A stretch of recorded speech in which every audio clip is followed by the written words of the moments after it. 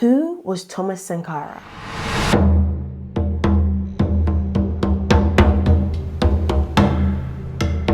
Hey, I'm Bisi Akins, and in today's episode of All Things Africa, we are going to explore the life and the works of Thomas Sankara, a figure whose impact has evoked a range of responses, from admiration to doubt, but also left a profound, lasting legacy. So let's get right into it. Imagine a revolutionary leader whose vision and courage transformed Burkina Faso and inspired a continent. A leader who rode a bicycle to work, slept on the terrace to avoid air conditioning, lived in a small house, maintained his captain's salary of $450, and turned one of the poorest nations into a beacon of hope and self-reliance. A leader whose radical policies and unyielding commitment to justice shook the foundations of neo-colonialism and sparked a wave of change. A man who dared to dream of a new Africa and paid the ultimate price for his bold vision. Who was this man? Well, Thomas Sankara was born on December 21st, 1949 in Yako, Upper Volta, which is now Burkina Faso, to Joseph and Marguerite Sankara. He grew up in a territory exploited by France, which used the Upper Volta as a source of workers and soldiers for its empire. Sankara attended primary school in Gao and later continued his studies with aspirations to be a surgeon. However, due to his family's financial limitations, his medical ambitions were abruptly disrupted, an early experience that fueled his radicalization. In 1966, at the age of 17, Sankara secured a scholarship to a military academy in Ouagadougou, where his political awakening began. Adama Touré, a civilian professor and covert member of the African Independence Party, held secret meetings to discuss imperialism, neo-colonialism, socialism, and other revolutionary topics with select students, including Sankara. Afterwards, Sankara received officer training in Madagascar, where he met Marxist instructors and other young radical activists. He learned military strategy, sustainable agriculture, agroecology, and other skills, and also studied economics with Malian professor Sidibe. Influenced by the writings of René Dumont, Samora Machel, and Kwame Nkrumah, his views on ecology, Pan-Africanism, humanism, and politics took shape. Sankara continued his professional training in France and Morocco, and it was actually in Morocco where he formed a close bond with Blaise Compaoré, who would later become his second in command. Their relationship deepened during military training in 1978. And despite the usual stages new members had to go through in their covert revolutionary organization, Sankara's confidence in Compaoré was so strong that he asked his comrades to let Compaoré skip these procedures and entrusted him with critical missions. Thomas Sankara rose to power during a global recession that hit African countries hard, causing a decline in raw material prices and a surge in debt and corruption. The 1981-82 recession was worsened by the IMF structural adjustment programs, which created a dire situation in Upper Volta. Economic hardships, severe droughts, and fueled by social unrest and corruption provided fertile ground for Sankara and his left-wing officers to gain influence. Sankara first entered government as Secretary of Information in 1981 under President Saye Zerbo, but resigned in protest over repression. He later became Prime Minister in 1983 under Jean-Baptiste, who had overthrown Zerbo. Sankara's anti-imperialist stance led to his arrest on May 17, 1983, but massive demonstrations demanded his release. Blaise Compaoré and 250 soldiers organized a coup on August 4, 1983, bringing Sankara to power and launching the National Revolution Council. A year later, Sankara renamed the country Burkina Faso, meaning land of upright men. Sankara aimed to break from neo-colonial domination, striving for a society free from social injustice and international exploitation. As CNR leader, he challenged the political and economic status quo, addressing local corruption and global interference, and sought popular support for national interests and progress.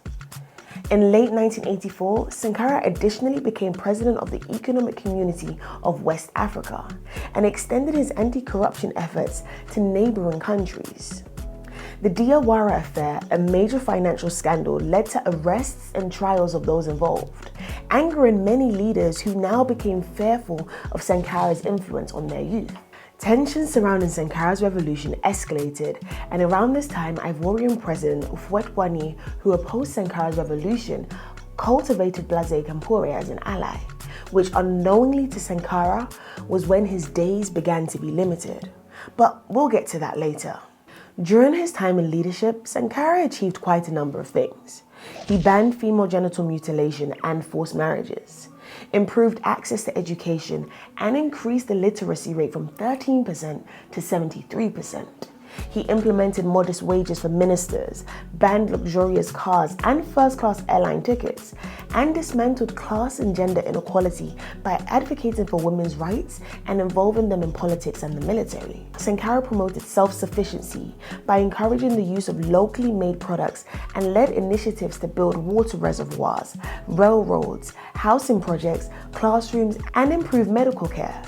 His government also launched environmental projects like tree planting to combat desertification, and additionally, Sankara's regime achieved significant successes in primary healthcare, reducing infant mortality and vaccinating 2 million children, whilst establishing local pharmacy in most of the villages. Despite Sankara's achievement, there were significant challenges and criticism. In January 1985, a trade union front emerged against declining democratic freedoms, but union activity was repressed, alienating many Burkinabés. By 1986, the CNR's authoritarian approach isolated Sankara and his allies, labeling critics and unions as enemies of the people. In addition, Sankara set up a committee for the defense of the revolution, which many used to settle private schools, diverging from the original reason it was created. Even with Sankara's latest self-criticism, there was no time to restore dialogue before his assassination in 1987.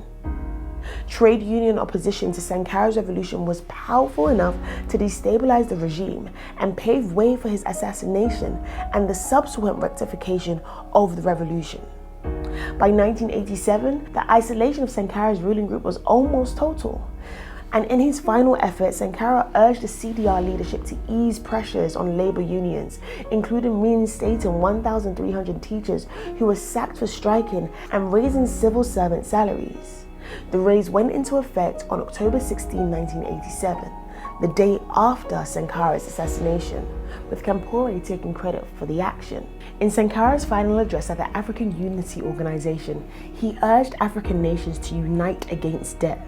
He warned that refusing debt repayment should be a collective move to speak the truth, but most countries saw arrangements with the Washington Consensus. He remarked, "Si le Burkina Faso tout seul refuse de payer la dette, je ne serai pas là à la prochaine conférence." Indeed, it was his last. This now brings us to October 15, 1987, the tragic day that marked the end of the Burkinabe Revolution with the brutal assassination of Thomas Sankara. What exactly happened on this day? Let's set the scene.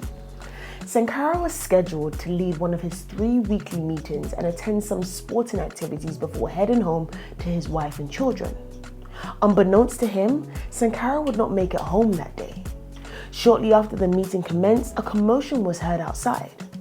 Sankara asked, "What's all the noise about?" And then gunshots followed straight after.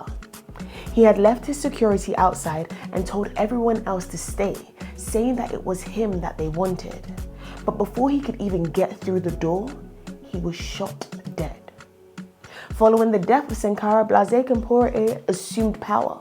Despite widespread belief in his involvement in Sankara's death, no investigations were conducted, and his authority remained unchallenged. However, everything changed after a protest in 2014 caused major unrest, leading to Compaoré's ousting. In 2015, Sankara's wife Mariam demanded that the French government help investigate his death by declassifying related documents. This led to a long-awaited trial which began in October 2021.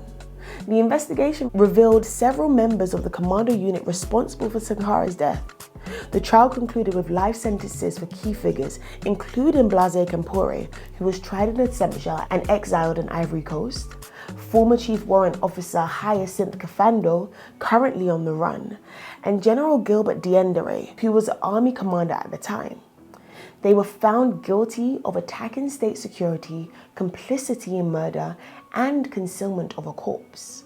Moreover, witnesses in a documentary by Silvestro Montanaro revealed that Western powers, including American and French entities, participated in the plot to kill Sankara. They claim that the Americans disliked Sankara's socialist policies and collaborated with the French intelligence and the CIA to orchestrate his death. Alright, so I know that was a lot of information to take in, so let's take a little break. What did we actually learn in this episode? Well, firstly, we learned that Thomas Sankara's leadership marked a radical shift towards self-reliance, anti-imperialism, and social justice. We also learned that his initiatives included promoting local manufacturing, banning female genital mutilation, and improving education and healthcare. We also learned that despite his achievements, Sankara faced significant challenges, including opposition from trade unions and political isolation. And lastly, we learned that his uncompromising stance on various issues led to conflicts that ultimately contributed to his assassination. Last week, we asked you this. The answer is, which country is referred to as the Rainbow Nation? Is it South Africa, Ethiopia, Ghana, or Kenya? Let us know what your thoughts are in the comments below, and the answer will be revealed in the next episode. The legacy of Thomas Sankara is a testament to the power of visionary leadership and unwavering commitment to justice. His practical policies sought to dismantle the neo-colonial structures that held Burkina Faso in chains, and in doing so, he ignited a flame of hope and resilience that continues to burn bright. Sankara's brief yet impactful life was marked by profound socio-political transformations. He stood as a fearless critic of capitalist imperialism and neo-colonial exploitation, boldly addressing corruption both within his own country and across the globe. His revolutionary optimism and dedication to social justice have made him an enduring hero for those who identify with the struggles and aspirations of the oppressed worldwide. Today, the lessons from Sankara's life and leadership remain incredibly relevant. His critiques of global inequality and his vision for a self-reliant, united Africa challenge us to reflect on the current state of our world and inspires us to strive for meaningful change. What are your thoughts on Thomas Sankara? Thank you so much for tuning into this episode. If you've enjoyed learning about the story and legacy of Thomas Sankara, which I'm sure you have, why don't you like this video, share your thoughts in the comments below, but most importantly, don't forget to subscribe for all things Africa.